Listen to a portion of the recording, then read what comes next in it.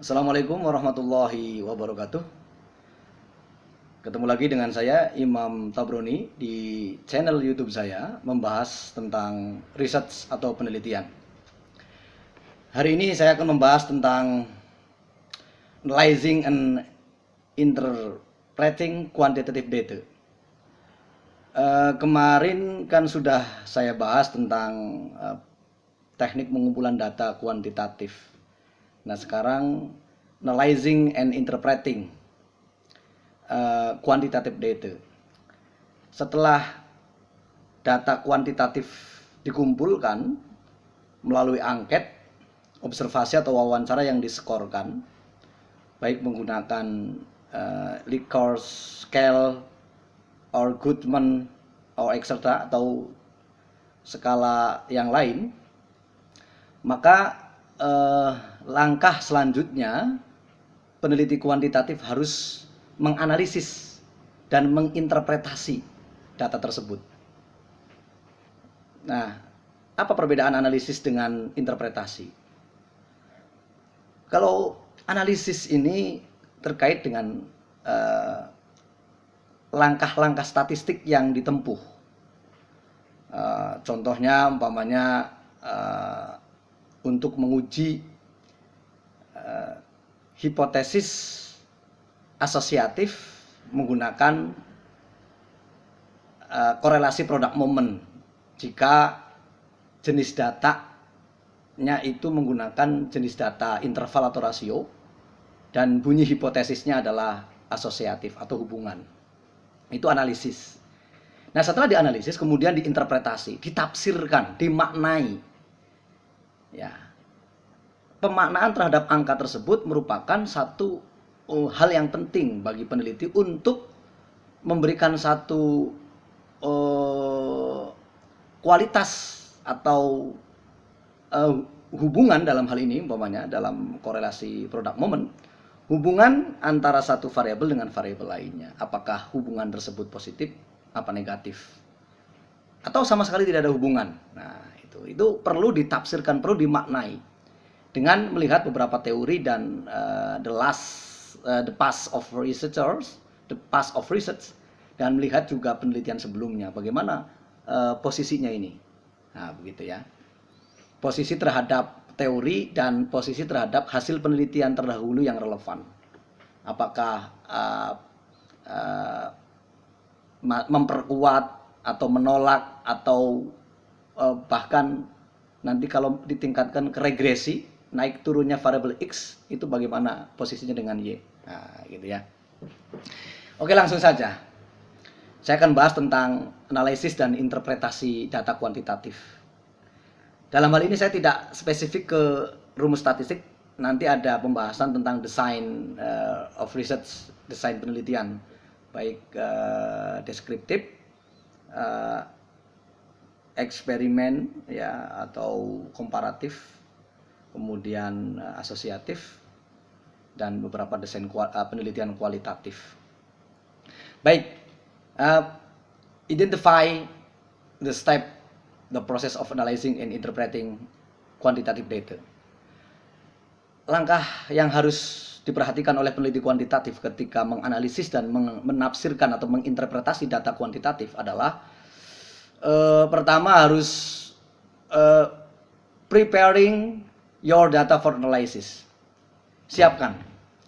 Nah, biasanya ini kalau beberapa perguruan tinggi ini mencantumkan hal ini pada bab 4. Ditulis dalam babnya hasil penelitian dan analisis data. Nah, analisis ini mungkin dimaksudkan juga interpretasi nanti selanjutnya. Walaupun tidak ditulis secara spesifik, kemungkinan besar maksud dari analisis ini juga menafsirkan, bukan hanya menganalisis tapi menafsirkan hasil analisisnya begitu. Nah, pertama adalah preparing your data for analysis. Siapkan, prepare, ya, persiapkan data yang akan dianalisis. Nah, itu kan data-data setelah angket disebarkan, kemudian muncul data, kemudian di hasil penelitian di bab 4 biasanya itu disajikan bentuk tabel, bisa lah ya. Kalau datanya, kalau sampel dari populasi yang ada, kalau seandainya menggunakan sampelnya cuman 30, 40, 50, bisa lah tabel. Tapi kalau sampai umpamanya ratusan atau 200, 300 sampelnya, ini kelihatannya akan menggunakan frekuensi, tabel frekuensi, supaya tidak terlalu panjang ya menggunakan tabel frekuensi. Nah, biasanya hasil penelitian penyajian data.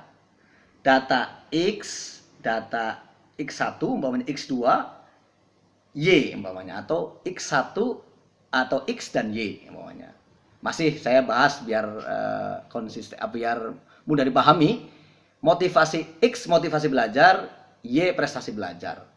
Jadi hasil ya, bukan membahas tentang teknik uji validitas dan reliabilitas instrumen, nggak usah.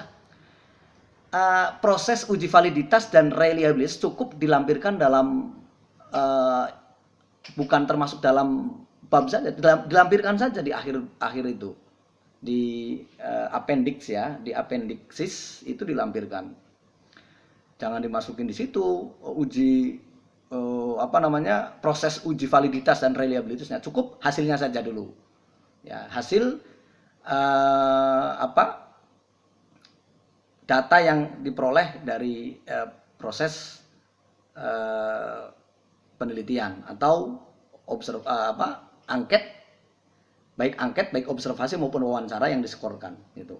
Tabel atau tabel frekuensi X, tabel frekuensi Y. Cuman biasanya karena tabel juga termasuk statistik, namanya statistik deskriptif ya, maka biasanya para peneliti dan beberapa teknis penulisan di perguruan tinggi itu sekaligus menghitung mengukur gejala pusat atau central tendency, measurement of central tendency. Jadi mengukur gejala pusatnya. Sekaligus di bab 4 pada sub hasil penelitian itu biasanya di samping penyajian data juga mengukur modus, median, dan min ya. Dan menghitung modus, median, min untuk data bergolong. Nah itu. Sekaligus di hasil penelitian di samping mengukur gejala pusat atau mengukur central tendency, min, median, modus ya, mode, min and median, juga di sana dicantumkan pengukuran variasi kelompok. Ya, seperti rentang data, kemudian varians, dan menghitung standar deviasi untuk data kelompok. Itu biasanya di hasil penelitian. Nah, itu juga sebenarnya termasuk statistik, karena statistik itu dalam proses penelitian itu dimulai dari penentuan sampel dari populasi yang ada itu memakai statistik, ya, menggunakan statistik. Kemudian ketika membuat angket, membuat instrumen itu harus diuji validitas dan reliabilitasnya itu pun harus menggunakan statistik. Yang ketiga itu ketika data sudah diperoleh kemudian disajikan, itu juga yang menggunakan tabel frekuensi contohnya, atau tabel pistogram for example, itu juga menggunakan statistik. Kemudian yang terakhir adalah analisis data, juga menggunakan statistik. Nah, di hasil penelitian juga itu termasuk bagian dari proses statistik ya. Statistik itu kalau dalam filsafat ilmu itu posisinya adalah logika induktif ya, karena dia mengumpulkan data-data dari fakta-fakta kemudian dijelaskan secara umum, itu statistik. Oke, tadi pengukuran ya, hasil penelitian itu sampai menghitung standar deviasi untuk data kelompok gitu ya. Nah, setelah itu sudah dilaksanakan oleh peneliti, langkah selanjutnya adalah analisis data. Nah, ini analyzing the data, analisis data. Apa yang harus dilakukan oleh peneliti? The researchers begin the process of analyzing the data to address to research question or hypothesis. Ya, jelas untuk menganalisis data itu lihat lihat pertanyaan penelitian dan hipotesisnya. Tapi biasanya gini, statistik deskriptif itu biasanya tidak dicantumkan dalam pertanyaan penelitian, tapi harus diuji pasti. Contoh ya, kalau seandainya satu pertanyaan saja di research questionnya atau pertanyaan penelitian tentang umpamanya gini, pengaruh motivasi belajar terhadap prestasi belajar, hanya itu satu aja.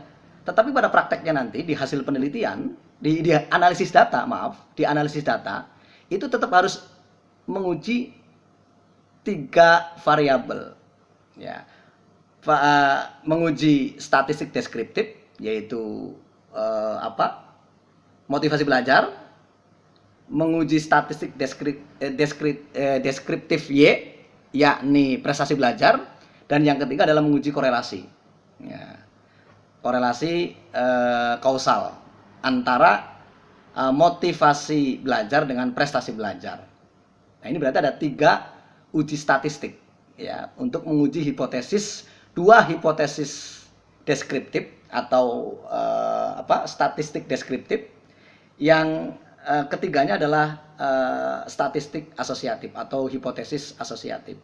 Nah, itu diuji 3, gitu ya. Jadi untuk menganalisis data ini melihat dari pertanyaan penelitian dan hipotesis. Statistik deskriptif biasanya tidak dicantumkan dalam pertanyaan penelitian, tidak dirumuskan dalam hipotesis, tetapi pada prakteknya pasti diuji. Nah, itu ya. Karena itu akan menguji satu variabel dulu, satu variabel sebelum nanti dihubungkan atau dikomparekan, kan begitu. Maka statistik deskriptif itu menganalisa satu persatu dulu, baru kemudian nanti diasosiatif, gitu. Nah, dalam analisis data ini, beberapa statistik mungkin digunakan oleh para peneliti. Pertama adalah untuk menguji hipotesis deskriptif. Itu jika statistiknya parametris, maka menggunakan uji 2 pihak atau two-tailed test, ya, dan menggunakan uji 1 pihak atau one-tailed test, tergantung nanti, ya, lihat hipotesis dan pertanyaan penelitiannya.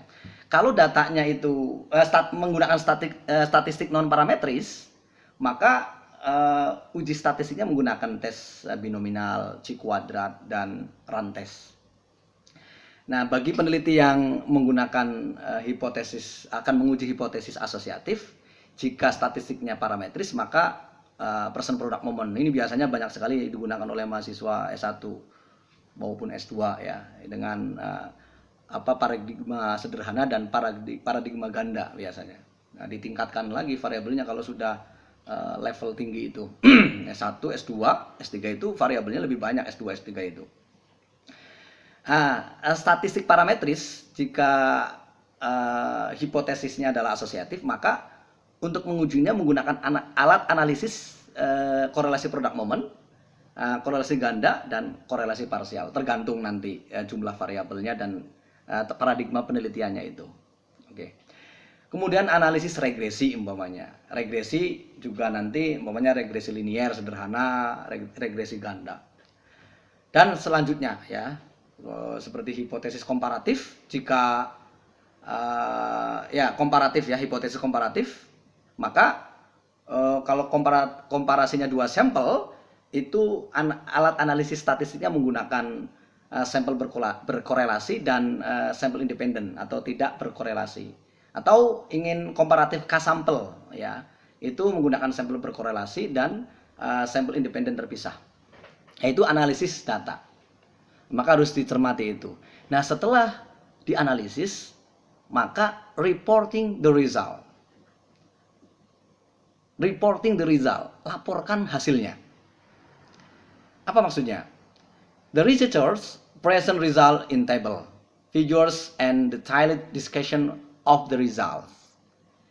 Peneliti mempresentasikan hasil penelitian dalam bentuk tabel, gambar, secara detail, kemudian mendiskusikannya. Ya, hasil-hasilnya didiskusikan di laporan tersebut. Ya. The result of each statistical test and presenting information using language acceptable to quantitative researcher. Ya, bahasa yang diungkapkan jangan terlalu bahasa-bahasa yang susah dimengerti oleh pembaca. Bahasanya komunikatif, mudah dimengerti, menggambarkan hasil penelitian, hasil analisis begitu. Nah, yang terakhir adalah interpreting the results, menafsirkan. Nah, ini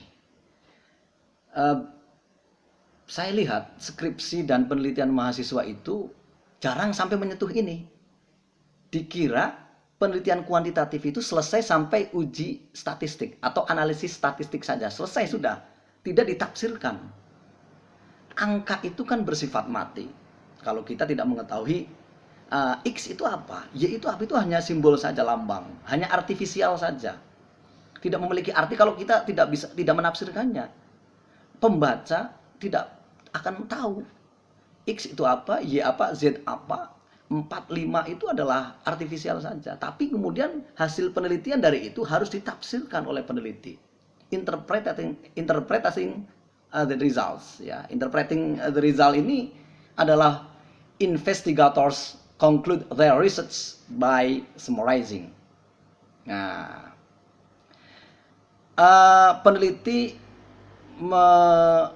menafsirkan, memaknai dalam bentuk summarizing, ya, kesimpulan, gitu ya. They also provides explanation for their finding based on prior prediction made in the literature or in theory. Dia menafsirkan sesuai dengan teori yang diajukan di bab 2 umpamanya, ditaruh di bab 2. Dan memprediksikan, ya, bagi regresi mungkin nanti memprediksikan. Jika motivasi belajarnya tinggi, maka prestasi belajarnya juga naik. Sebaliknya, jika motivasi belajarnya rendah, maka hasil belajarnya turun atau prestasi belajarnya turun. Nah, itu. Nah, ini penafsiran seperti ini juga harus disesuaikan dengan teori-teori tentang motivasi dan teori-teori tentang prestasi. Jadi penafsirannya juga masih melihat teori yang diajukan, bukan menafsirkan sendiri. Hasil penelitian umpamanya ada pengaruh yang positif dan signifikan antara motivasi belajar dengan prestasi belajar. Nah, ini harus ditafsirkan. Adakah teori sebelumnya yang menyatakan ini, yang sudah dicantumkan oleh peneliti di bab 2, berarti memperkuat. Kemudian ditafsirkan dengan beberapa potensi-potensi yang ada, bagaimana. Hasil penelitian terdahulunya bagaimana, the past of research bagaimana. Nah, itu memaknai atau menafsirkan. Itu setiap orang memiliki seni tersendiri dalam hal ini. Nah, ini biasanya kalau para ilmuwan menyebutnya sebagai high level of knowledge, pengetahuan yang tinggi, karena memaknai itu tidak bisa dipelajari, tidak bisa digeneralisasikan. Ya. Penafsiran seseorang, pemaknaan seseorang itu bersifat intuitif, dan intuitif itu hasil satu proses berpikir yang panjang dan cukup mendalam, ijtihadnya luar biasa. Nah, ini pemaknaan satu orang dengan orang lain itu berbeda, ketajamannya itu berbeda, purprising, menghasilkan satu values yang berbeda. Nah, ini merupakan satu hal yang something difference between one people and another people, merupakan satu perbedaan kualitas antara satu orang dengan orang lain. Kemampuan menginterpretasi, kemampuan menafsirkan itu dilihat dari jam terbang. Seberapa referensi yang dia baca, menganalisa masalah-masalah, kemudian trial and error. Perjalanan inilah yang membuat satu interpretasi seseorang itu tinggi. Nah, sehingga nilainya juga bagus, gitu ya. Nilai interpretasinya, nilai pemaknaannya. Ini juga disebut sebagai satu pengetahuan yang luar biasa. Ya. Jadi level intuitif itu.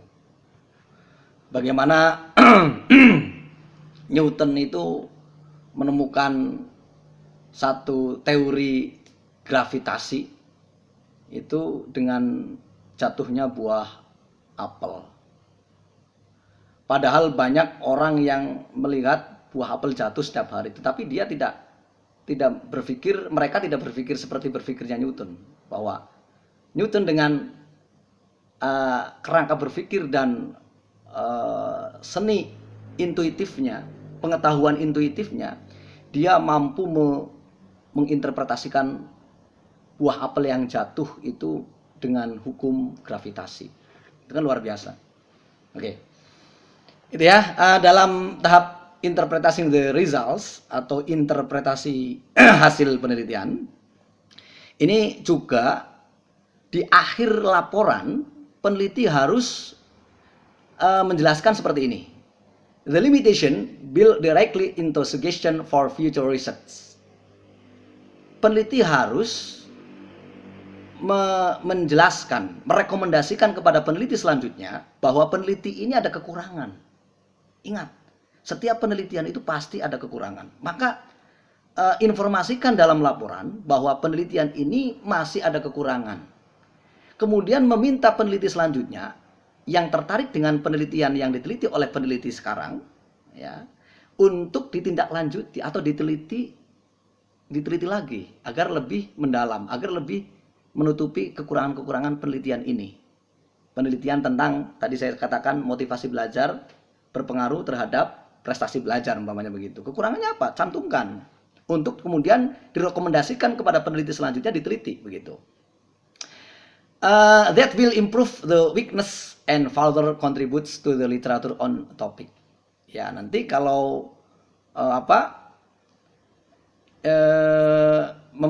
diteliti lagi kan berarti melengkapi atau memperkuat dan sebagainya. Tergantung kekurangan apa yang direkomendasikan kepada peneliti selanjutnya. Ya, itu kira-kira pembahasan pada hari ini tentang analyzing and interpreting of data, kuantitatif data. Terima kasih, mohon maaf atas segala kekhilafan, kekurangan, kesalahan. Sampai ketemu di channel YouTube saya. Pantangin terus, simak terus, dengarkan, analisa, praktekkan. Dengarkan, analisa, praktekkan. Begitu ya, itu pesan saya. Terima kasih. Assalamualaikum warahmatullahi wabarakatuh.